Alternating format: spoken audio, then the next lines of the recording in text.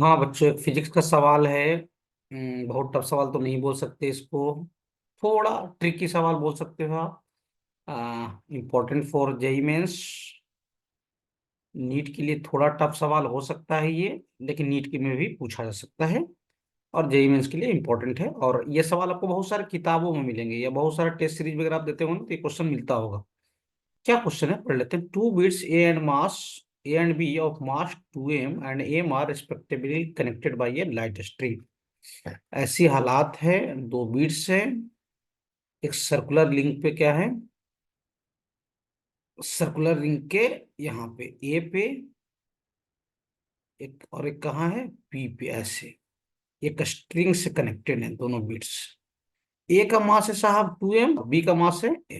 Clear हो? हाँ sir, यहाँ पे जो है वो 2m मास का है, और यहाँ पे जो है वो m मास का है। Beads are position to move on a smooth ring in a vertical plane. ये प्लेन वर्टिकल है ना? ये जो प्लेन है ना आपका, वर्टिकल प्लेन में रखा हुआ है। The tension in the string just after the release. System को रिलीज करते ही स्ट्रिंग में क्या बताना है आपको, टेंशन बताना है। सबसे पहली बात, ये बीट्स और ये बीट्स आपको दिखाई देना चाहिए। रस्सी इसको ऐसे खींचेगा, और इसको रस्सी ऐसे खींचेगा, मतलब रस्सी में टेंशन टी और यहाँ भी टेंशन टी। अच्छा, ए को छोड़ा जाएगा तो ए में एक्सेलरेशन ऐसे आएगा टेंजेंशियल, और बी में ऐसे आएगा। क्लियर हो? कोई जरूरी नहीं है कि दोनों का एक्सेलरेशन बराबर हो जाए, तो इसको मान लो A1 और इसको मान लो क्या, A2। तो पहली बात, इसका A1 एक्सेलरेशन है किसका, ए का, और बी का क्या है, A2 है। क्लियर हो? अच्छा, अब ध्यान देना एक चीज और, ये वाला भी रेडियस है, ये वाला भी रेडियस है, मतलब दोनों बराबर है, तो ये एंगल 45 डिग्री हो जाएगा। क्लियर हो? अच्छा भाई, ये 45 तो ये भी 45, तो ये भी कितना, 45 डिग्री। ये 45, तो देखना ये भी 45, तो ये वाला भी कितना, 45 डिग्री। चलिए, हम लोग कंस्ट्रेंट में क्या पढ़ते हैं, एलोंग द स्ट्रिंग, मतलब इन एक्सेलरेशन का जो कंपोनेंट है किसका, A1 और किसका, A2 का। Components along the string must be same, है ना? कंपोनेंट ऑफ क्या, acceleration along the string must भी क्या होना चाहिए, सेम होना चाहिए। ठीक है, तो दोनों का कंपोनेंट ले लो, किसके अलोंग, स्ट्रिंग के अलोंग। क्या आ जाएगा, A1 cos 45 इजिकल्स टू क्या आ जाएगा भाई साहब, A2 cos 45। सही है? देख लो, ये A2 का एक कंपोनेंट तोड़ दिया इस पे, और A1 का भी कंपोनेंट तोड़ दिया किस पे, इस पे। ठीक है, रस्सी पे, ये स्ट्रिंग पे, इस पे। cos 45 कैंसिल हो जाएगा, तो यानी A1 इजिकल्स टू क्या आ गया, A2। उसको ए मान लेते हैं, ठीक है, मतलब A1 और A2 बराबर है। खैर, यहां से बोल सकते हैं कि A1 और A2 क्या है, बराबर है। अब सुन, दोनों का सेपरेट फ्री बोर्ड डायग्राम बनाओ। सुनना ध्यान से, नेक्स्ट स्लाइड पे देखो। ये एक मिनट, ये है आपका नेक्स्ट स्लाइड, ठीक है। अब सुनो ध्यान से, ये ऐसे था, इसका एक्सेलरेशन ऐसे था ए, और ये ऐसे है, इसका एक्सेलरेशन कहाँ है, नीचे है। क्लियर हो? हाँ सर, सुनिए ध्यान से। पहले अपन ए का डायग्राम बनाते हैं, फ्री बॉडी डायग्राम। किसका, ए का मास कितना है, 2m। तो 2mg कहाँ लगेगा, नीचे वर्टिकल प्लेन में खेल चल रहा है, ठीक है।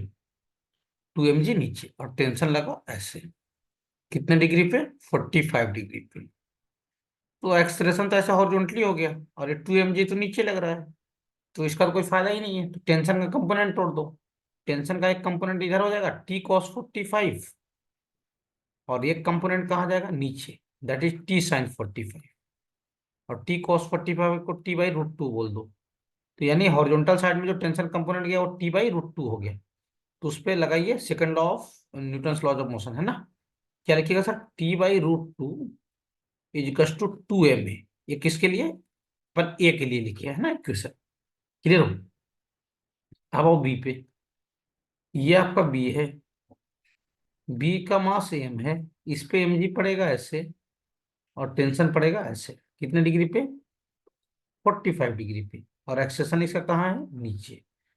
इस पे भी लिखिए इक्वेशन, क्या लिखिएगा, mg तो नीचे ही है, आ भी रहा है नीचे ही। क्या लिखिएगा सर, mg माइनस, और टेंशन का एक कंपोनेंट T cos 45 इधर आएगा, T sin 45 ऐसे आएगा, ऐसे ऐसे, है ना? T cos 45 का मतलब T/√2, फिर वही लिख लिया T cos 45 सीधा, है ना। दैट इज इक्वल टू क्या, MA। इक्वेशन नंबर क्या, 2। अब दोनों इक्वेशन को ऐड कर दो, फर्स्ट प्लस क्या, सेकंड। तो T/√2 कैंसिल हो जाएगा, ये दोनों कैंसिल हो जाएंगे, है ना, ऐड करोगे तो ये आ जाएगा MG इज इक्वल टू कितना आ जाएगा, 3MA। ये कट लेगा, ए की वैल्यू कितना आ गया बच्चा, G/3। ये मालूम हो गया, हाँ सर। फर्स्ट में रख लो, आपको टेंशन मिल जाएगा। बाई फर्स्ट, बाई फर्स्ट चलेंगे तो T/√2 की वैल्यू कितना है रे, 2MA। सही है, तो टी इज इक्वल टू कितना आ जाएगा, 2√2MA। हाँ सर, 2√2M। और ए की वैल्यू कितना आ गया, G/3। तो टेंशन कितना आ जाएगा, 2√2mg/3। 2√2mg/3, ये टेंशन हो जाएगा। देख लीजिए, यही टेंशन है, 2√2mg बाई क्या, 3। देख लो, मिला लो। हाँ सर, फोर्थ ऑप्शन करेक्ट है। Fourth option is correct, clear हो। 2√2mg बाई क्या, 3। देख लीजिए, कोई टफ सवाल नहीं है, हाँ लेकिन लॉजिकल है।